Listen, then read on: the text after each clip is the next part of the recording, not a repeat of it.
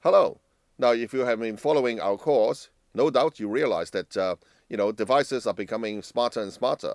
They're becoming more intelligent. Why? Well, as you know, more and more data is being collected, and these data can be, in many cases, being analyzed and actioned in real time. And therefore, devices can take advantage of this analyzed information and perhaps make some automatic or semi-automatic decisions for humans. So today, I have great pleasure in welcoming Mr. Daniel Chun. In fact, Daniel Chun is one of my ex-colleagues from Deakin University in Australia. Wow, many decades back. And Daniel is, spearheading development and marketing of smart devices and releasing them in Hong Kong and the rest of the world. So it's wonderful to have Daniel to come in. So how are you, Daniel? Thank you, Eric. It's been a long time, so very pleased to be here today. Wonderful, thank you. We love to have you. Now, as a first question, I'm going to ask Daniel. Hey, can you please describe the smart product that you brought in to show us today? Yes, of course. The smart device that we developed and we would like to introduce to the market, in fact, global market, is a smart air conditioner controller. Now, in the past, we all understood that the air conditioning controllers in our home is actually controlled either by a thermostat or by a kind of a handheld remote. Yeah.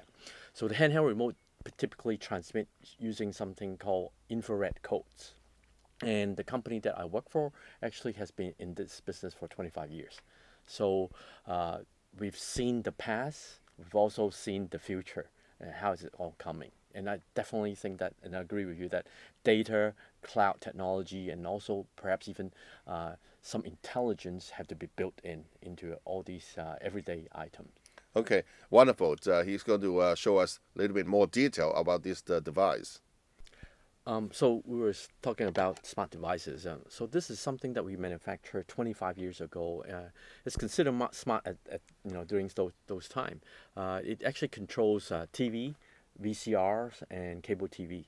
But because of the memory size, you can only hold so many basically IR codes in there, right?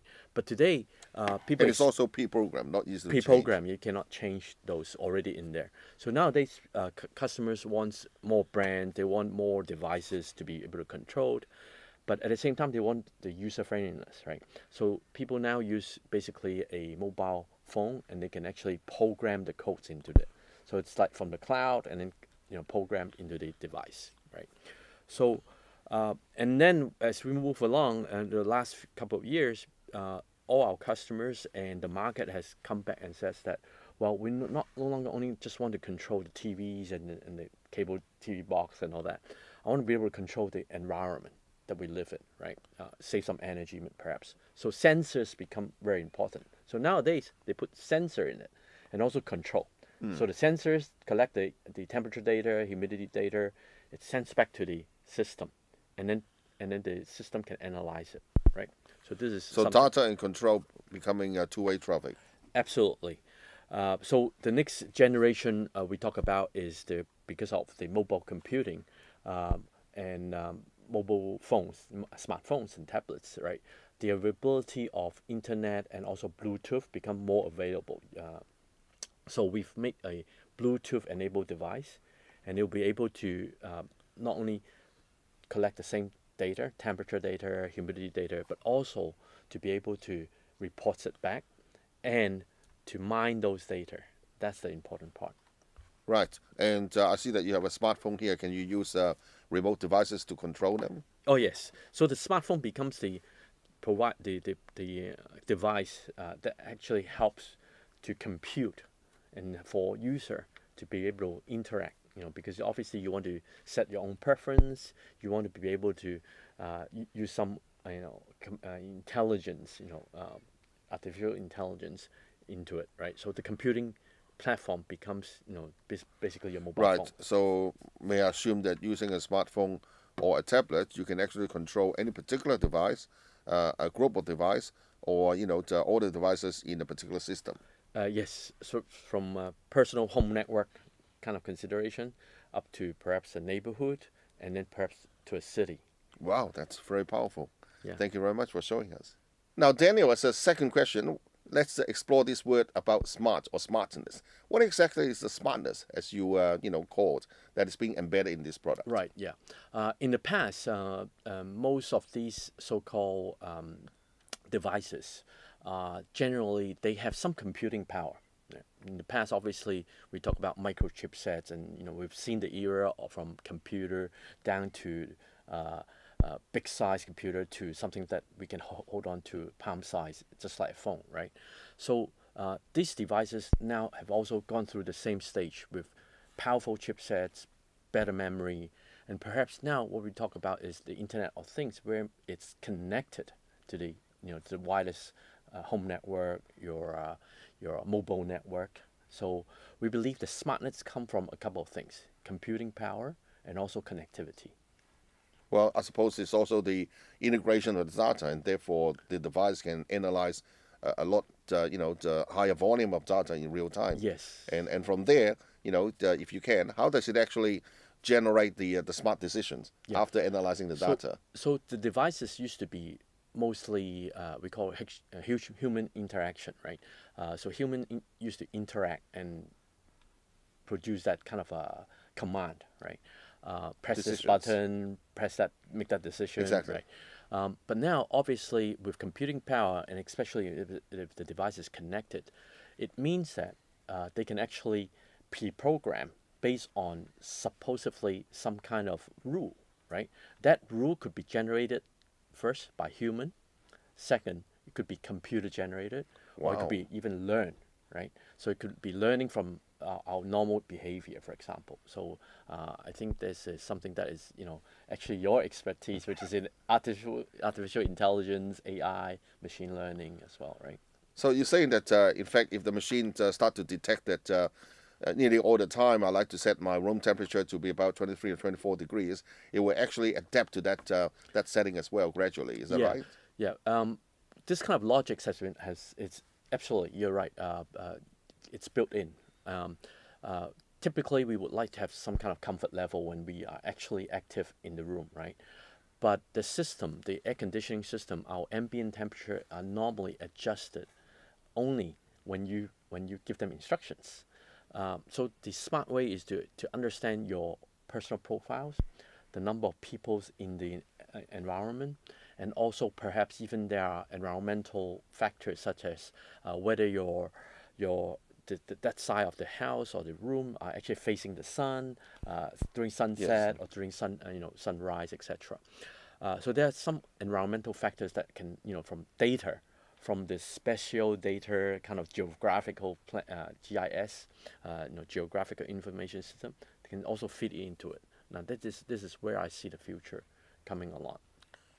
Wonderful. Now, obviously, we can immediately think of enormous potential in applying this in homes and in businesses. Are there other, more, I suppose, innovative applications Uh, that you have deployed uh, in homes and schools and the businesses? yeah, absolutely. Let me give you some examples so it's kind of easier to understand.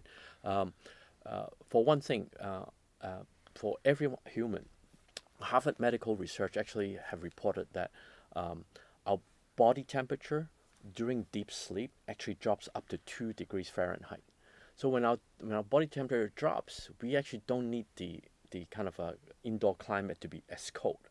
But whereas a lot of the times, if you think about how a thermostat or air conditionings are being preset, they're very preset to specifically commands that you actually understood, right?